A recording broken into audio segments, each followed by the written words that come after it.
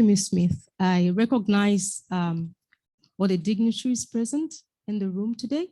This is a live streamed discussion program, a panel discussion that has been brought to you by the Carter Center to discuss democracy in decline and why election standards matter more than ever. This is actually part of the week of engagements and events that have been held around the Summit for Democracy, which we all are aware of, and that's the reason why we're here. And it will serve as the launch of the second election edition of the Center's Election Obligations and Standards Handbook that has already been made reference to. As has been said, we do have a very powerful panel that is going to help us break down the topic that we have today. And to help me discuss this topic, you join me in welcoming the panelists. To my immediate left is Anthony. I have to pronounce your last name correctly. Pardon me. I don't want to get it wrong.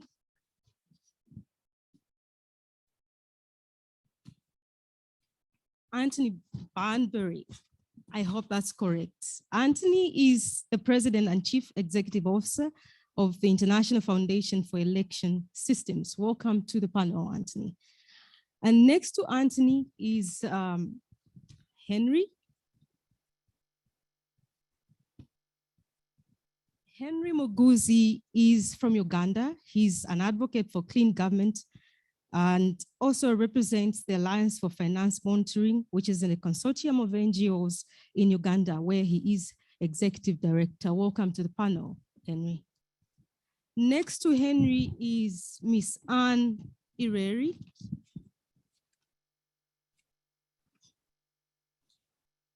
Ms. Ireri is the executive director of the Federation of Women Lawyers in Kenya and is also chairperson of the Elections Observation Group Steering Committee of Kenya. Welcome, Ms. Ireri, to the panel discussion. And next to her is David Carroll, who is the director of the Carter Center's Democracy Program, which has the mandate to develop what we're launching here today, which is Election Obligations and Standards Handbook. Welcome to the panel, David. And last but definitely not the least is Dr. O'Brien Kaba, who is the lawyer and a lecturer in the law school at the University of Zambia, and also represents the Southern Africa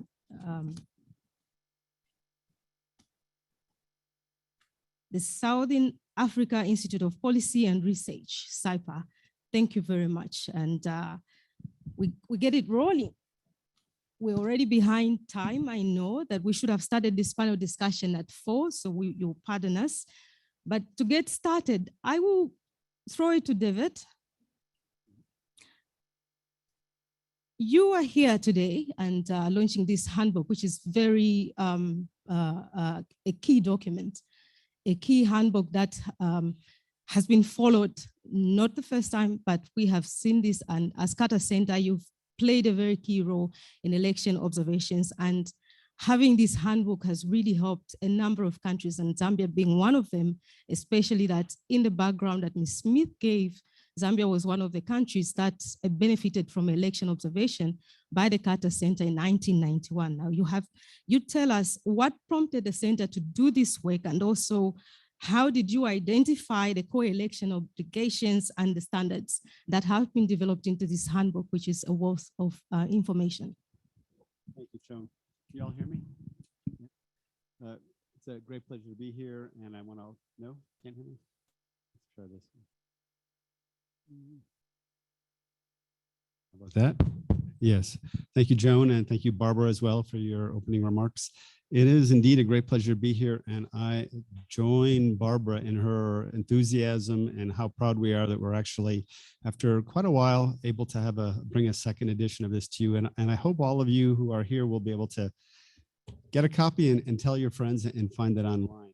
This represents something the Carter Center has been very, very committed to and very proud of for a long time. And it's important to note too that it's a hard copy companion of something that exists online. I'm going to say a few words of background because I don't expect that you will have read it or that you may ever read it, but that you treat it as a resource. It's really meant to be a handy resource. But it exists as a companion to an online database that includes 300 different sources of public international law. And it's arranged in a way that you can search online, publicly accessible. And basically what it does is it looks at obligations and commitments in international law and how they relate to the core parts of the electoral process. And it's meant to be a tool to help analysis and assessment of elections and election quality. And we found it useful in our work, and we hope others will as well. We started this work, as Barbara said, 17 years ago in 2006.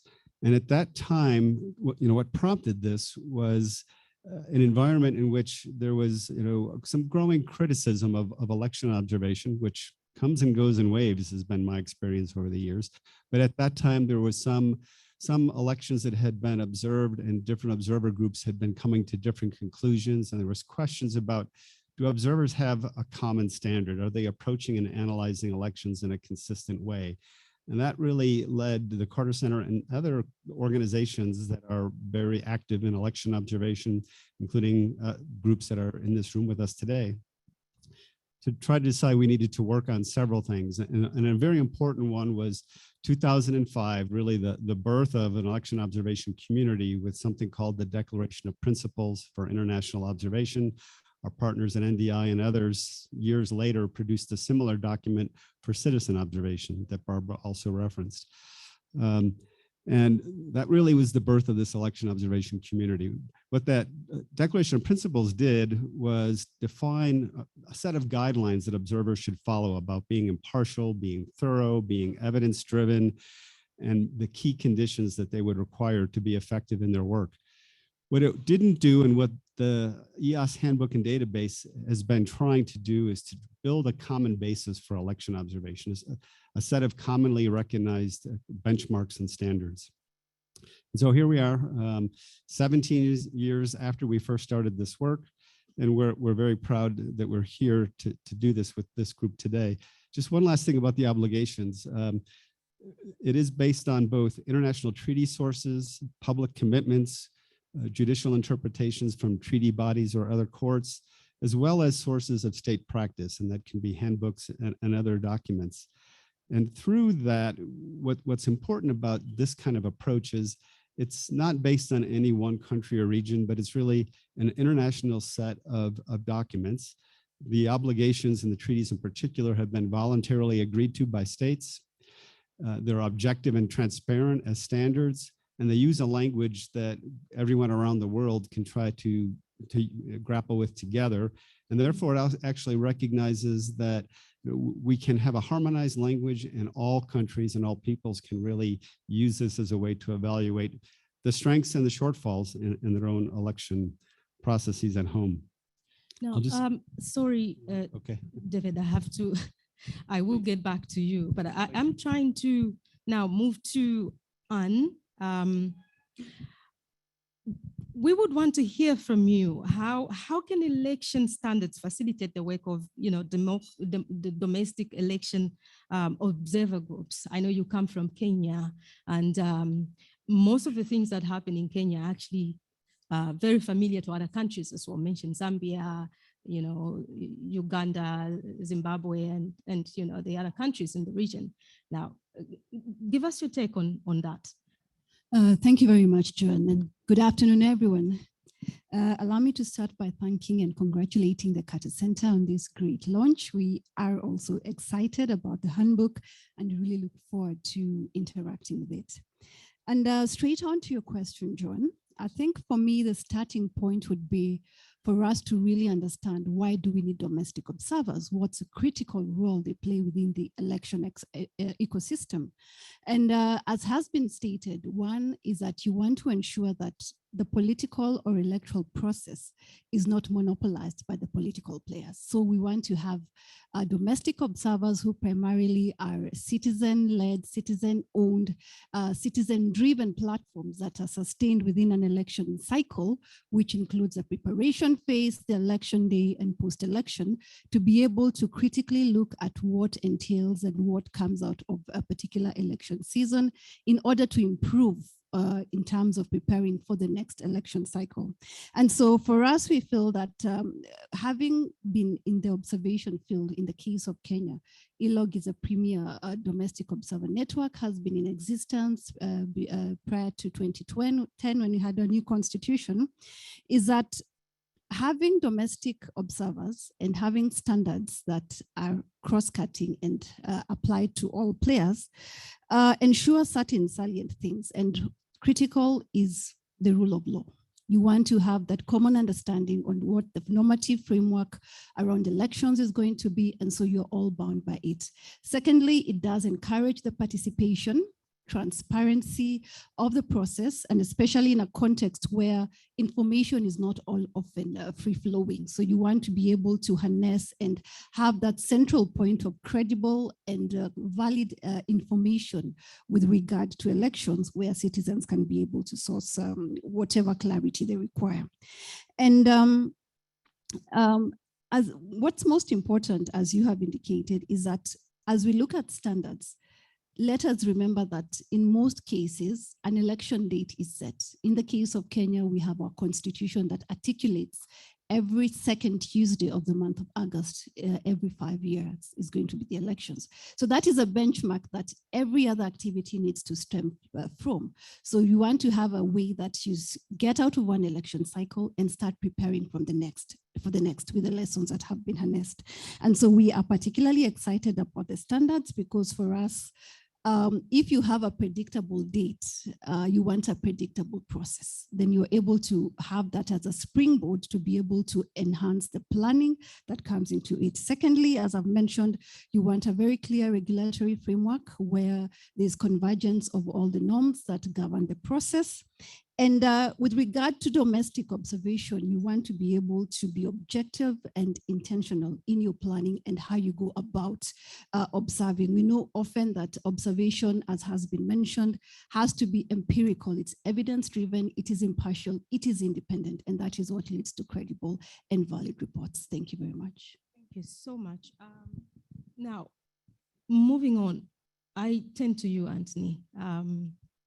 I know that your organization, which is IFES, works globally to foster resilient democracies. But now, what we want to know is how relevant these election assessments have been and based on the obligations and standards to the work of the IFES, the work that IFES does. Thank you, Joan.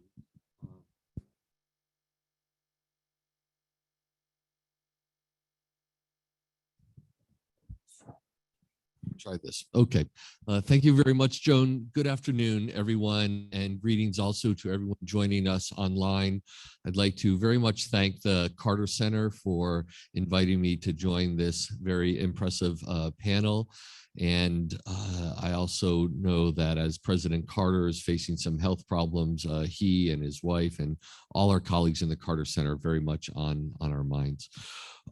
The work that the organization I run does, IFES, a lot of it is focused on building resilient democracies, but very much on elections. And we invest a lot of effort on, Joan, as you say, an analysis on whether the status of preparations for a country to administer elections. But what is that analysis on? What is it based on? What are we analyzing? Every country's electoral system is different. You can think of elections a little bit like the cuisine in a country or the food in a country. Sometimes it's very similar to food next door, but there's always going to be something a little different. Sometimes it's very different. That's how many electoral systems there are. Every country has a different one.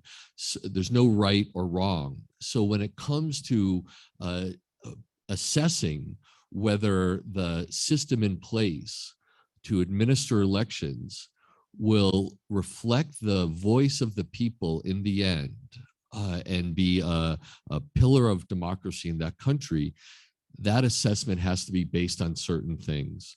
And it's the kinds of standards that are in this election obligation and standard handbook that the Carter Center has just produced, that organizations like IFIS or others, national legislatures, the press, can judge, are these elections meeting the expected standards that will serve the interests of the voters and the people of that country. So I commend the Carter Center in this very valuable, important contribution to all of us engaged in the promotion and protection of democracy and electoral integrity. And this handbook will serve as a very important guide for practitioners, election administrators, but also those of us who are supporting them in preparing to fulfill their very important responsibilities. We now turn to Uganda. Henry, I know that Uganda is mostly on the spotlight whenever there's an election going on, and I think quite some interesting issues around elections, but I guess we don't have much time. We'll probably need the entire day to discuss some of those things that go on in most of our countries. But how relevant are strong election standards to promoting transparency and accountability in political and campaign financing? But I'll ask you another question so you can combine both when answering, considering that we're running out of time. What do you think are the key challenges that you encounter in promoting transparent campaign finance in Uganda? Thank you very much. Let me add my voice to thanking the Carter Center for inviting me to join this panel, but also on this auspicious occasion when we launch the new election standards. Let me start by saying that in more than 20 countries in Africa here, democracy is not only in decline, it is under siege because many institutions of democracy are under captivity. And when it comes to political financing, which is a key element that is sustaining many of the autocratic regimes, we fall short of the necessary standards. The African Convention against African Charter on Democracy, Elections and Governance does not have standards on that promote transparency in financing politics and election campaigns. And the same applies to the regional economic communities. They don't have these standards. And the lack of these has then created a shadow, a cloud that has allowed all sorts of money, including data money, to penetrate our politics. And when it does, then democracy gets to be subdued and of course suppressed. So one of the challenges we are encountering is that there is a lack of appetite on the part of electoral management bodies, but also observation teams that come to observe elections in many African countries to focus on issues of transparency in financing election campaigns. And the lack of these then creates a kind of a blanket that allows money to be used to control voter consent, money to be used to confuse voters, including bribing members of political parties not to stand or to cross over to join parties' incumbent political, which is being done to subdue and undermine the very principles of democracy. So it remains a challenge. The other one I can point out is also the absence of individual organizations, civil society, media that are focusing on this area and holding electoral management bodies and other relevant institutions accountable to ensuring that there is transparency in the manner in which we finance politics and election campaigns. We move to Zambia. Dr. Kaba, you have been in academia for quite some time, and I know for a fact that you have done quite a number of papers with regard to how elections are conducted, not only in Zambia, but other countries as well now. In what ways do you see international election standards strengthening the national legal frameworks that govern elections? Not only in Zambia, you can also try to briefly delve into what's happening maybe in the Southern African region. Yeah, thanks very much, Joanne, for the question. And thanks to the Carter Center for inviting me to be part of this panel discussion. First of all, I think I'd like to commend the Carter Center for this initiative. I quickly flipped through the book, and I think it's written in an accessible manner, straightforward manner, which any person would easily understand. So I think it is a useful resource, and especially for civil society. So now coming to the question you have asked, I think the handbook and also the international standards are extremely useful in our context for various reasons. So number one, in my view, the international standards which the handbook speaks to can be used as a standard reference when an issue arises. So how do you debate an issue? How do you frame your concerns around an issue? So you have this handbook you could make reference to, and then you could draw lessons from that. Also, the handbook is useful in two ways. When you look at our electoral process, several times we have disputes, so you might need to resolve those disputes. So oftentimes those disputes may end up in court. So what we learn from our courts, from our case law, is that judges sometimes look to decisions from outside in order to help resolve our own challenges. And by making reference to developments outside, and then that helps improve our own legal framework. So from this perspective, I think the handbook becomes a resource book to help resolve already existing disputes, especially those that go through the formal mechanisms of resolution, and especially those that go to the courts. Secondly, I think several times we draw lessons from challenges we had in previous elections, and we want to make improvements. So, for example, we had our election in 2021 here, and there are challenges we faced, and we want to improve on those as we go to the next election in 2026. We had challenges, for example, around the voter register, issues to do with the role of observers and the accreditation. So I flipped through the handbook, and I discovered that it actually addresses those issues. So that gives us something to look to, and that makes the role of local civil society organizations relatively easy as they engage with the government in trying to make proposals for the improvement of the electoral process. Thank you. Before I get to the other panelists, for just a quick round of one or two other questions that are really burning and they need to be answered on this panel, I would want you to tell me how you see the election standards playing a role in addressing lacunas that could be existing in the national legal framework for elections, bearing in mind that there are quite some gaps most times and inconsistencies in most of the legal frameworks that cover elections. Thanks. So yeah, so when you talk about lacunas, this basically entails situations where either our laws or our policies or probably our practice does not adequately address an issue. And therefore, when an issue arises relating to where there's a gap, then you need to look somewhere for examples of how probably other countries or in terms of international best practices would fit the gaps you have as a country.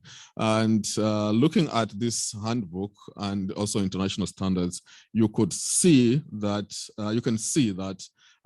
there are developments already, or there are other countries that have gone through such processes, or there are international norms you could use as a benchmark in order to help resolve the challenges you're facing, or to help shape the policy or legal framework going forward as a country. Yes, thank you. I will get back to David now, and I must apologize. I think you still had a few things that needed to be tackled earlier. this is the second edition of the handbook. Now, what is new? What is different from the last edition of the handbook that was launched by the Carter Center? It's been, I think, 13 years, I guess, since the first online database and 9 years since the last handbook. A lot has changed, and Barbara's talked about the decline in democracy around the world. But what's really changed is the information environment and technology around elections. The landscape in which elections is held has changed dramatically in this short period of time. So a lot of what prompted this edition now at this point in time was try to incorporate the new sources that address those issues like misinformation, disinformation, hate speech, online harassment of women, data security, data privacy. We really wanted to be able to try to bring those in and update with those sources. Thank you. Very much. To Anne, and I would want you to do this in under 2 minutes. In what way? I know it's really tight. We have to, because we do have questions from the audience here and the online audience as well. So we have to accommodate them before the end of the program. Now, in what ways do you think strong standards for assessing elections can aid your work as lawyers, female lawyers in Kenya, to prevent violence against women in politics, which I know is really a big issue, not just in Kenya. And I'll tell you, Zambia equally has, that particular problem. And ultimately, what we have seen is this has sent most of them on the sidelines, and they don't want to take part in politics. Thank you very much, John. And as you rightfully pointed out, the challenge of violence against women in politics is systemic, it's global. We know for any woman who throws her heart in the ring to vie for any position, whether it's at local level to the highest, which is a presidency in most contexts, they face a number of barriers, and we know quite a number, whether it's socioeconomic challenges, whether it's questions about her identity, whether you're married or not is an issue, whether you have children or not is an issue. Why are you vying for office is a critical question any voter will ask you. So because of that history, you find that over time, as you've rightfully pointed out, women tend to shy away. And we have seen empirically that violence against women is specifically deployed to deter women, to make them shy away from vying for office, because most of the time, the violence is very personal. It's targeted to you as a person. So by the time you take time to sanitize, whether it's your reputation, whether it's what you do, your opponent has already had a head start and is really capitalizing on that time. So I think for me, on looking at the convergence of what the handbook is providing and what has been singled out as best practices in terms of curbing violence against women in politics, there's really a great convergence, and that's very exciting. I think for us in the context of Kenya, and we do have several reports that are out of our last concluded elections, starting with my organization, that is FIDA. We do have our gender audit report, as well as ELOG, where we had a very robust report titled From Ballot to Portal that really spoke about the issue of special interest groups where women fall. You find that in the context of our country, we had only slightly over 12.9% of the entire candidacy being women. And so it is important for us to bridge the gap so that for us to really speak of having women at the table, or to having women making decisions, we have to have at least close to 80 or 90% in each particular position that's offered. And so for us, what we look at, and in terms of law enforcement, as you've said, in terms of violence against women, a critical challenge always remains either the enforcement of the law by the law enforcement at prosecution level, or at the adjudication, which is by the judiciary. And so standards are important, because any violence that is meted out against a woman has to be processed in most cases through the criminal justice system. And so it is important that we have standards that are clear, whether it's for the police, for the investigators, for the prosecutors, to be able to have these cases presented in court and have sufficient evidence, especially in a context, as has been pointed out, we are having more and more of online or technologically based vices against women and meant to deter them. How do we then improve the investigation? As I conclude, Joan, and I know time is not on our side, allow me to just highlight some key things. That in us having the standards, one of the things that's very important is it is providing clarity on definitions. From a legal standpoint, you have to start by being very clear on what constitutes violence against women. So for us to have very clear standards set out, which are standardized, helping definitions, and also looking at the manifestation, then we don't have gray areas or lacunas in the law, but it's very clear what constitutes violence against women.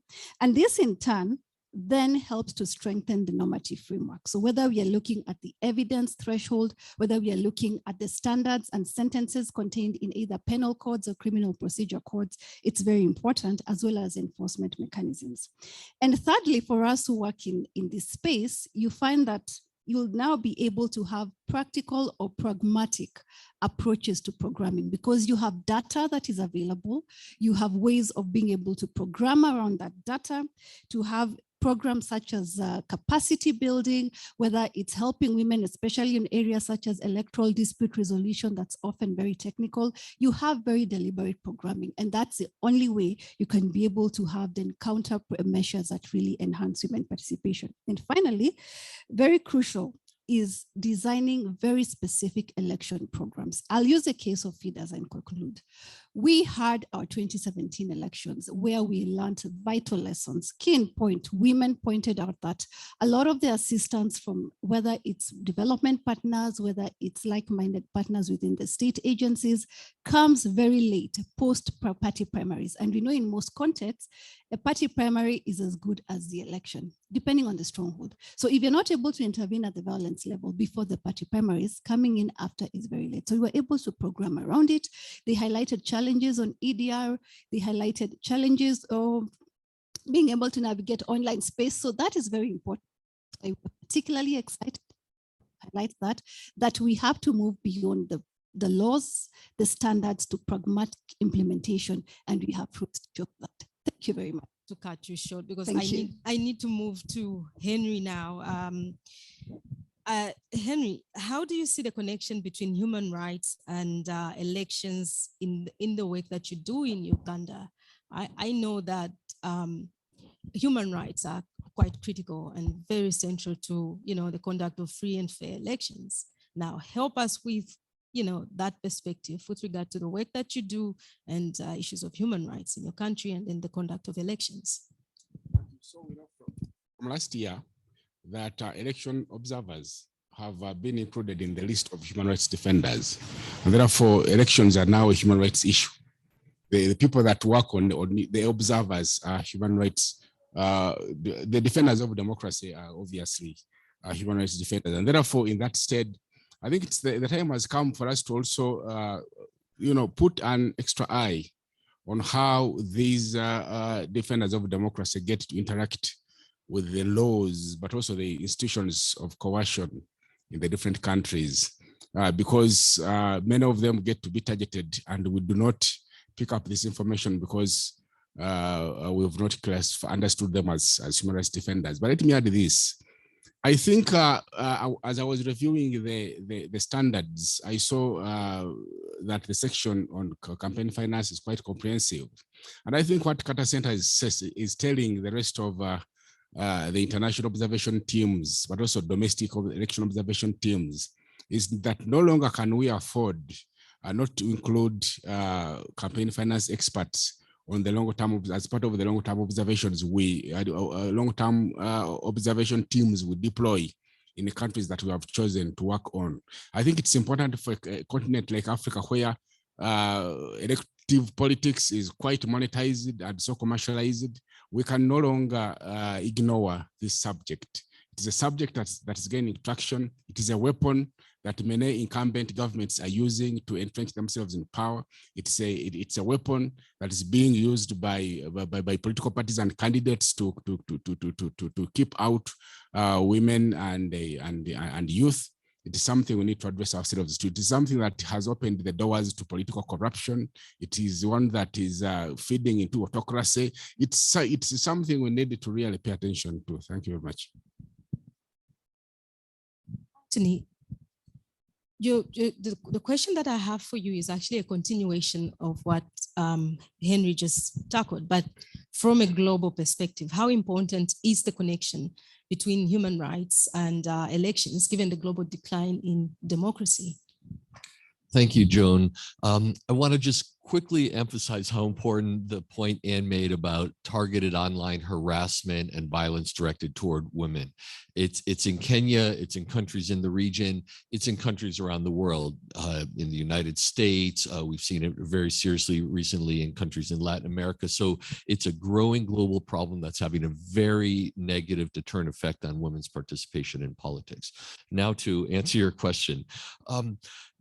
Democracies are all flawed and imperfect. The best ones have their flaws, but there's a very important difference between a democracy with its imperfections and an autocracy.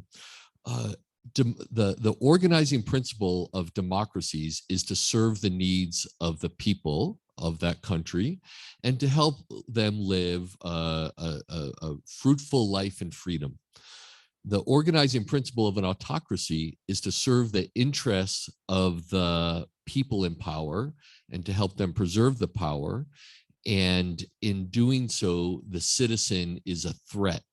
And so there are in autocracies, part of the very heart of it is to restrict the human rights of citizens because of that threat. I'll also note that in democracies, the democracies with the highest levels of democracies, those countries also have the highest level of respect for human rights. And countries with the lowest levels of democracy have the lowest respect for human rights. And that's the human rights of all of us here as citizens of our countries. So where democracy is in decline, human rights are also going to be in decline. There's a very direct correlation. And I'll note just one statistic from the report Barbara Smith mentioned, from Varieties of Democracy. 10 years ago, or in 2012, 46% of our fellow human beings lived in autocracy. 10 years later, in 2022, that number had risen to 72%. In just one decade, a quarter of humanity fell into living under autocracy with all the implication for repression of human rights that means. So that should serve as a real alarm for the democracy in decline. The work of the Carter Center, the work of the organizations represented by Henry and Anne, all of those seeking to protect democracy really is more important than ever. I think it's time for us now to turn to the audience for some questions. We need help also for the online audience, so we know if there are any questions from there, so we don't leave them out. But I would also need somebody to go around with a microphone so we can get this going as quickly as possible before we run out of time. We can take maybe the first 4 questions, and then 4 or 5 maybe, and then we try to check if we can get back with more questions. Yes, the gentleman in Chitenge shirt. Thank you very much. I will introduce myself. My name is Bishop David Masupa, president of a church umbrella mother body called the Independent Churches of Zambia. I've participated in constitutional reform in this country for over 2 decades. I want, first of all, to let the panel know that you cannot talk about election standards without looking at what Anki said, the electoral system. Because the electoral systems that we do have in most of these African countries were passed to them by the colonialists or the colonial masters, and they've worn those shoes, and therefore people have suffered at the hands of the so-called democracy. So I want to ask the Carter Center, for example, the system which we have in this country, first past the post, is not suitable to accommodate the vulnerable women, to accommodate the youths, to accommodate the professionals to get into political administration in order to get things right in our country. So my question is to Henry. You talked about observation. We've seen the Carter Center so many times, and you have made post-election recommendations. What have those recommendations saved? Because even if you come here, you talk, we are still going to get to the same constitution, which is repressive. And then this whole thing will just remain a talk show. I want to commend the island government for the system that they have, a preferential system, which has less violence, less corruption. So it's high time as a country for Zambia that we reviewed our electoral system. I submit. Thank you very much, Bishop. But just to correct you on the names, I suppose that question to Carter Center was in reference to, David. He's the one that's representing Carter Center. Thank you very much. So we'll take another round, but let me make it clear or emphasize that we really have to try and keep our questions brief so that we accommodate as many questions as possible.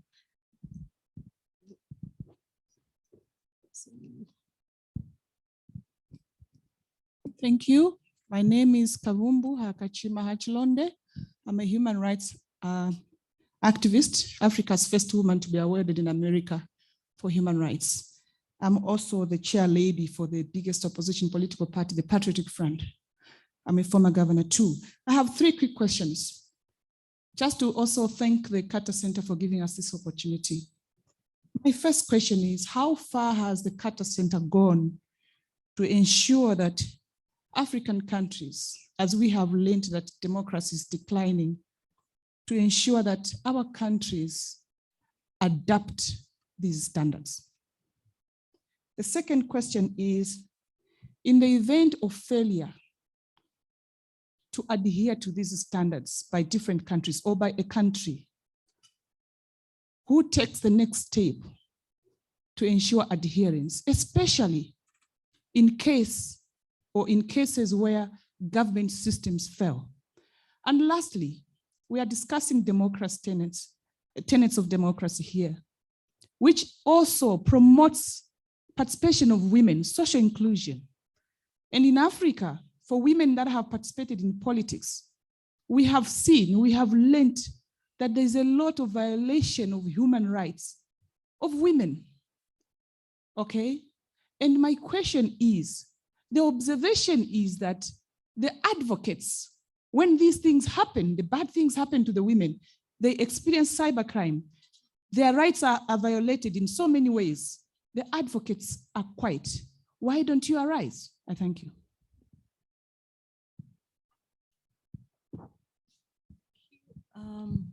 Maybe we can take another one from that table and probably move this side and there. Oh, the other side, sorry. No, you can take that one, then we move to the table there in the middle, and then we go to the end, and we'll come back this way. But remember to keep the questions very brief. Thank you so much. My name is Ruth Kangwa, and I'm a youth and gender activist as well as a human rights defender. My question then is, I was really breezing through the manual and looking at the state must take the next steps with regards right to a fair and free public hearing. So my question then is to the panelists, not a specific person. If we are stating that democracy and human rights, there's a correlation, as was stated earlier, how then do we ensure that we're protecting persons that have their human rights infringed on the basis of perhaps electoral disputes? Because if we are charging that courts are the ones who deal with particular processing of electoral related cases, and judges, if we look at the Zambian context, are appointed by the executive, how then do we ensure that there's checks and balances that are effective? And how do we remedy that particular kind of issue? Because I think it's something that we tend to overlook. Thank you.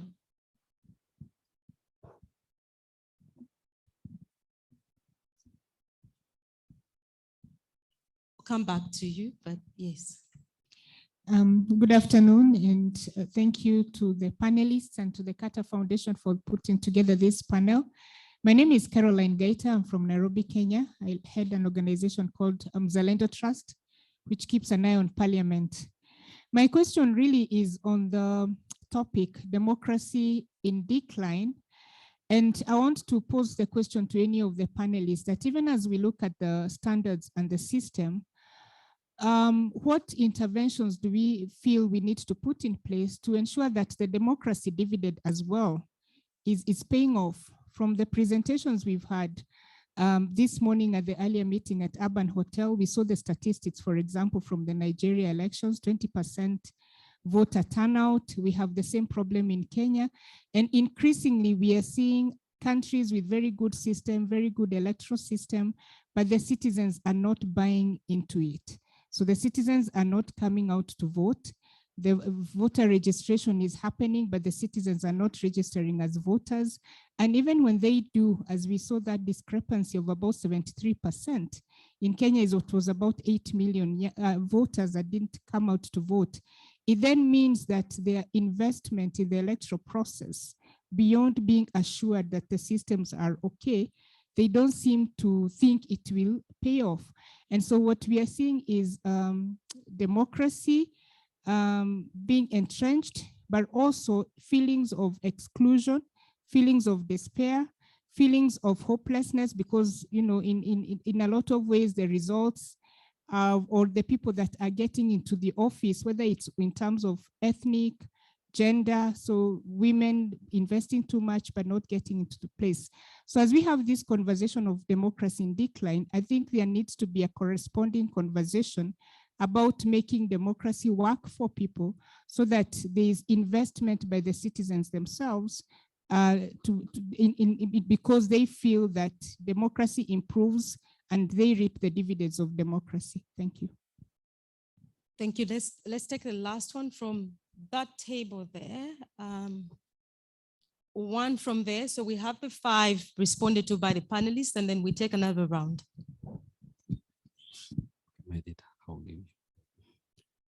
Good afternoon, thank you.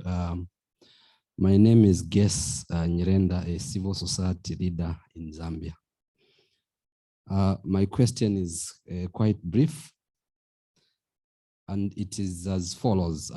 How, if it does the handbook address the fundamental component of voter education, especially bearing in mind that voter education is a human right, I want to call it that way, but mostly mistakenly made to be synonymous with voter registration. I say so because I think we see a situation where the players in this field, who are mainly the civil society organizations, as the political parties and government sometimes may be biased and have interests. The players who are civil society, who are supposed to take keen interest and make the citizens appreciate the dividends of the democracy, are not because they depend on resources from cooperating and development partners.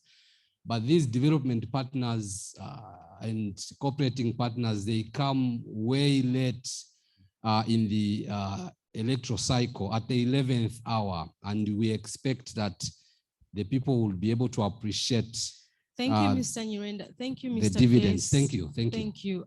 We'll let the panelists respond to the questions, and I think I will let David take it up first. Thank you. Thank you.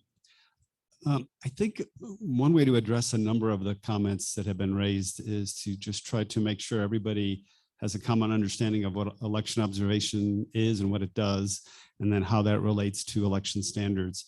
And really, observation, both citizen observation and international observation, plays an informational role, and it's a transparency mechanism. So it's really just about bringing information, hopefully in an evidence-based way, in a comprehensive way, in a transparent way, to the key audiences that are concerned, both locally and domestically, so that there can be hopefully a common understanding of what has just transpired around an election, and that people can understand what's accurate. And that's especially challenging in the last decades, as you know, the online misinformation makes it even more complicated. So it's about transparency and accountability and information. Observers don't have a formal power. They don't have any kind of police power or judicial power. They're just there providing information. And on the question of then what happens after that, what's really important then is that stakeholders come together using things like the assessments, standards, and the assessment criteria related to that, to have an agenda for how to address the problems that are identified.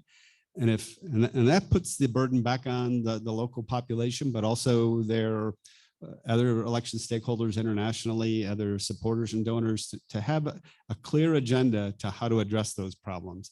It's not unusual that problems don't get addressed. Or, we've been in many countries for multiple elections, and sometimes progress is slow. And as Tony and others have mentioned, no democracy is perfect. My home country, the United States, has suffered a regression in the last 10 years, and we have a lot of work to do in our country as well. So I think that's the main thing I'll say. Well, actually, two small points. On voter education, it is covered in this handbook, I'm proud to say.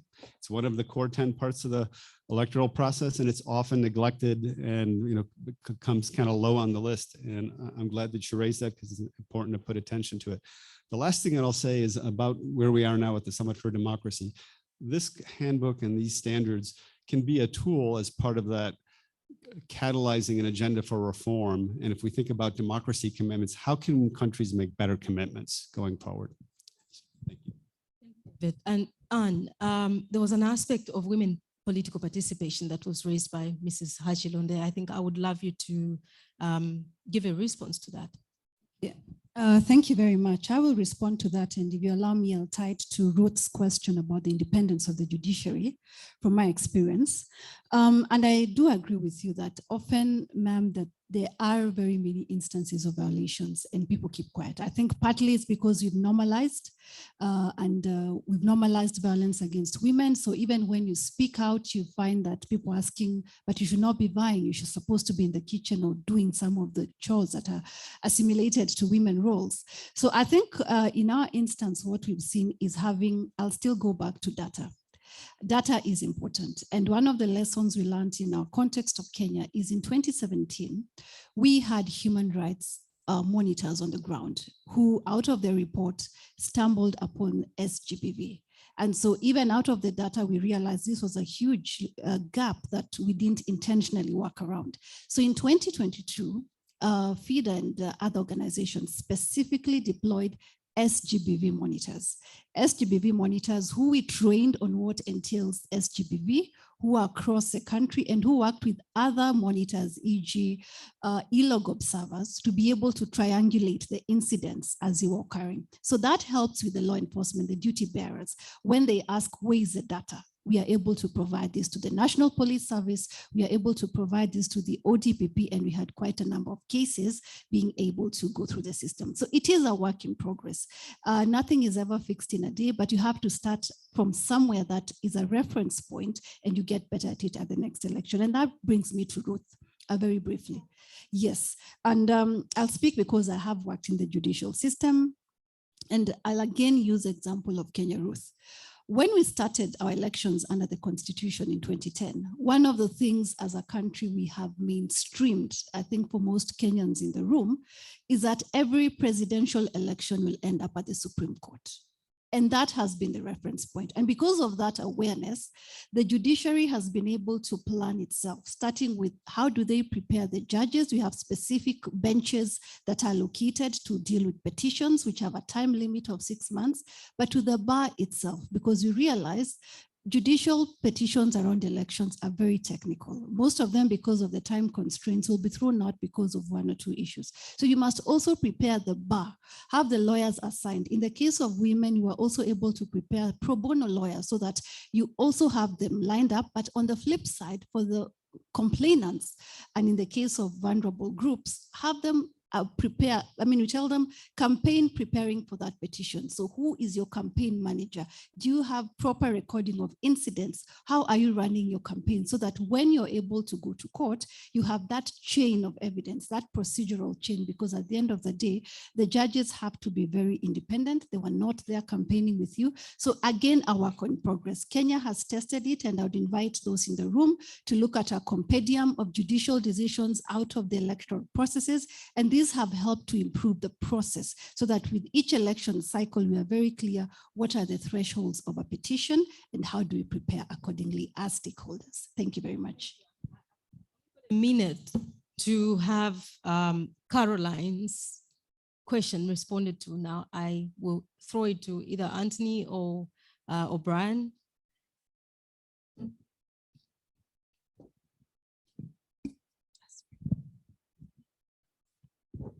Yeah, thanks very much. As I understood, the question is what interventions we need to ensure that democracy pays dividends. And the question arises in the context that the participation of citizens seems to be declining. And even when they are presented with opportunities, for example, to vote, the voter turnout may not be as anticipated or as expected. So yeah, I think this is a big problem in many countries, but luckily in our last election in Zambia, that wasn't the case. We had a record voter turnout of close to 70%. I'm not sure why it was like that in our context, but I think it was driven by the anger of the young people who wanted a change of government in that specific context. But then I think to understand the issues, I think we have to look at the specific context of each country. There could be similarities, but then I think we have to look at what is happening in each country. But also I think participation in democracy, I think shouldn't just be looked at the perspective of the turnout, because the turnout itself could be indicative of the fact that probably the voters do not have confidence in the options available at that time. And therefore they take, they participate in a negative way by staying away, which might not be what we anticipate or what we expect at the time. So I think we would need to do a lot of searching to understand what is driving the people to stay away and not to participate.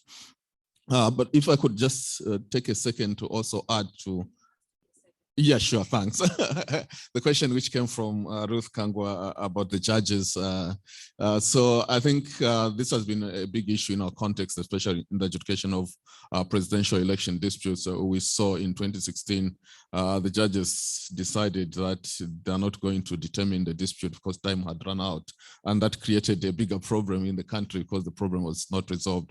So the issue with the judges is not who appoints, but how they are appointed. I think everywhere in the world, someone has to swear in judges. But I think what matters is the process leading to their formal appointment. So when there's no credibility in the system, the rules are not clear, and you don't know where the people are really coming from, that creates problems. And when the process is shrouded in mystery, there's potential that those who are appointed in that manner are likely to be beholden to the people who have appointed them. And I think that is what we need to change in our context in Zambia. Thank you. Thank you. We do have an online, a question from the online audience, and this is directed to David. How could we evaluate if electoral law is suitable for country context? Now, before you respond to that, I know there is a lady who seemingly has a very pressing question.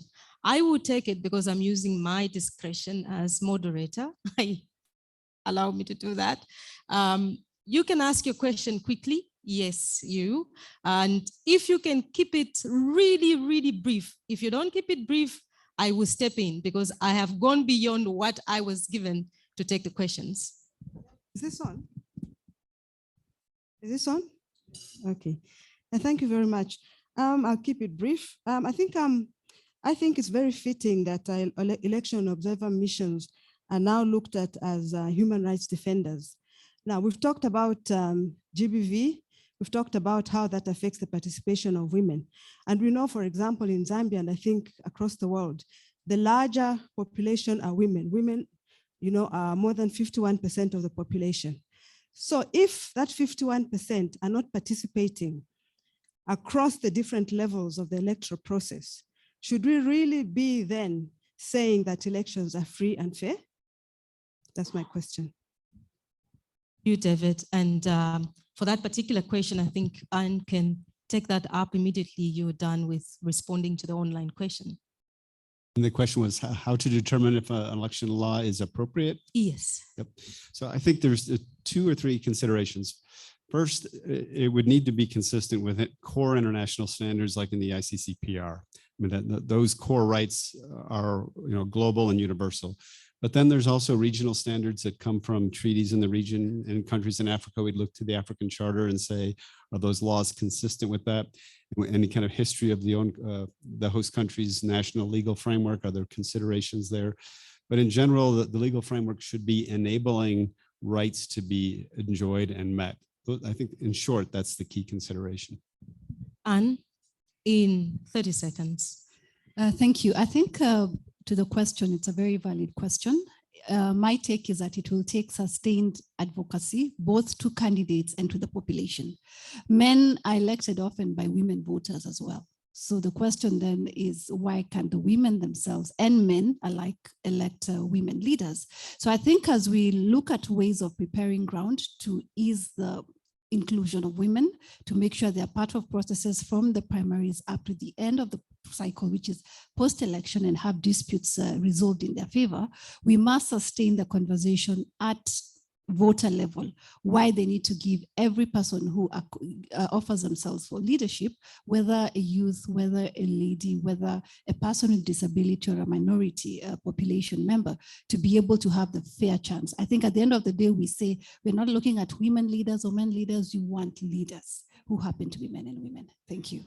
Thank you so much to the panel for your time and really keeping it within the time to respond to the many questions that were posed to you. Thank you so much to the audience. I know there are still a lot of burning questions, but we do have an interaction after this. So if there are any pressing matters that you wish to raise with any of the panelists, do feel free to approach them individually and get those questions sorted out. And to the online audience, thank you very much for joining and taking part in this. I now hand over to the Irish ambassador to Zambia, Mr. Carl, to take it up and give the closing remarks. Okay.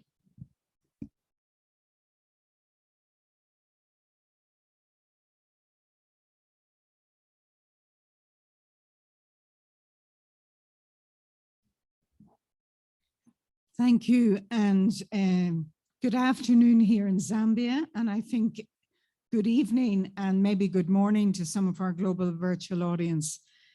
I'd like to start by congratulating the Carter Center on the publication and launch of the Election Obligation Standards Handbook, the second edition. We've heard already what a lot of work and time went into it, so it's a great achievement. Particular thanks from our perspective to Rachel, the country head of Carter Center here, for our ongoing wonderful relationship. So thank you, colleagues, for inviting me here today to be with you. And I just want to say how much I enjoyed the panel discussion and the questions, a huge amount of food for thought. As we all know, elections are one of the defining basis of a functioning democracy, with election observation seen as a means to promote independence and impartiality, reduce levels of fraud, mitigate conflict, and importantly, strengthen the electorate's trust in the process itself. And elections also, as we know, can be a time of great excitement, but can equally bring great tension and even danger. As I know myself, coming from Northern Ireland, where elections are often a flashpoint for violence and for significant gender-based violence, and it's very interesting to hear the discussions on that this evening.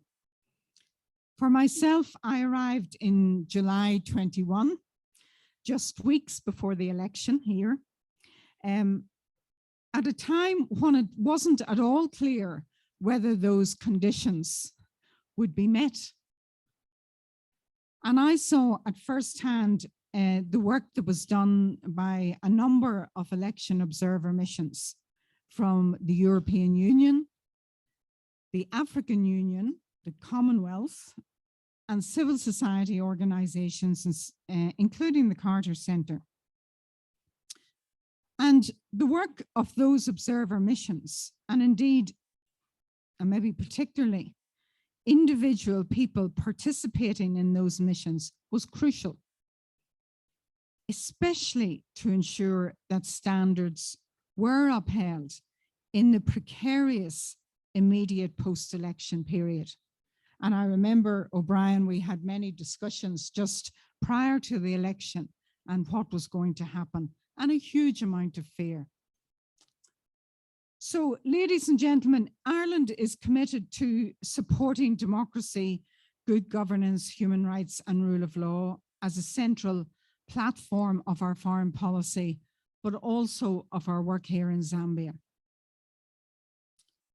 Supporting the integrity and fairness of electoral processes is central to that commitment.